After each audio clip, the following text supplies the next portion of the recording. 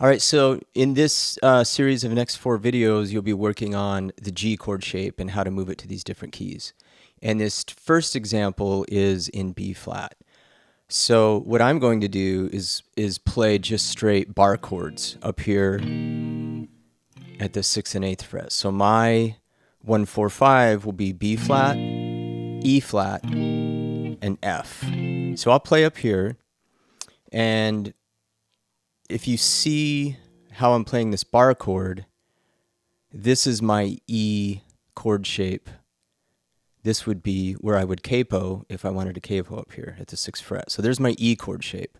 When I go to my 4 chord, it's right above it in the same fret. If this were my capo, this would be my A chord shape.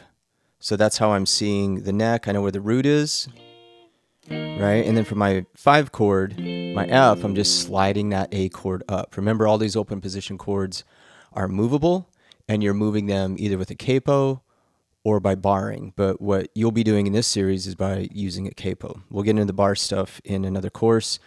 There's one called the half chord bar course, which is a really good one. Kind of sets you up for being able to play full bar chords and also improve learning the neck on the top 3 strings.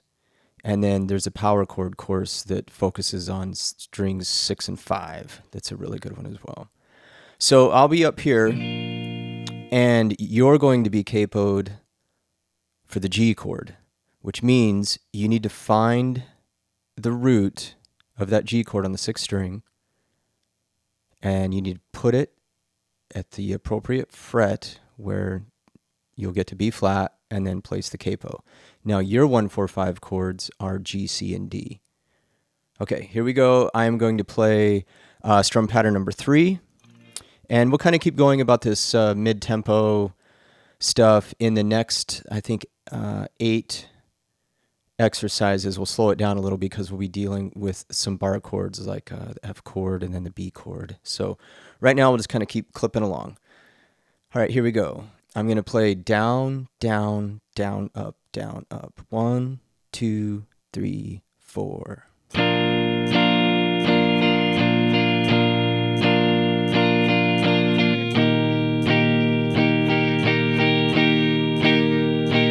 One,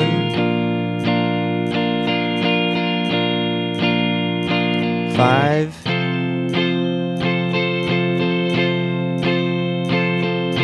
4,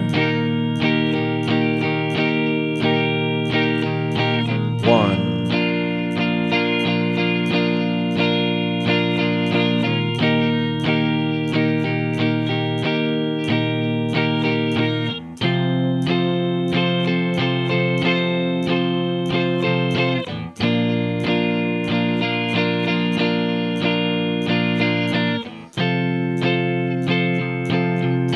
Repeat.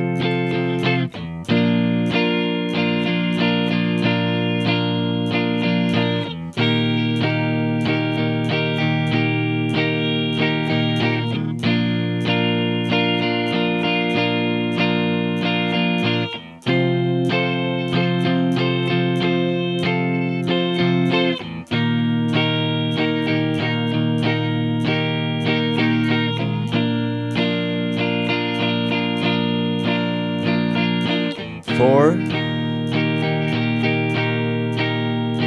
5,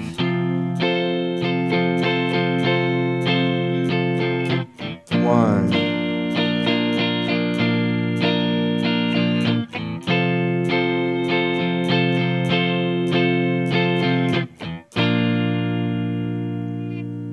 Okay, now you'll notice on that one, I chose to play from my 4 chord. I did what we talked about a couple videos ago, where I barred everything so I could hit the 6th string as well because of the guitar tone. I wanted just kind of a fuller sound on the bottom end. So I'm taking my 4 chord, and the notes in a 4 chord, in an E flat chord, are E flat, G, and B flat. So all I'm doing is adding that B flat as a lower note. It just makes it sound thicker, fuller on the bottom end, but it's still an E flat chord. And it's called an inversion, when you take the 5th of the chord and put it as the lowest note. The second inversion. And I did the same thing on the F chord. So the notes in the F chord are F, A, C. I put the C as the lowest note, but it's still an F chord with a C in the bass. So that is a F chord in second inversion. And then my B flat.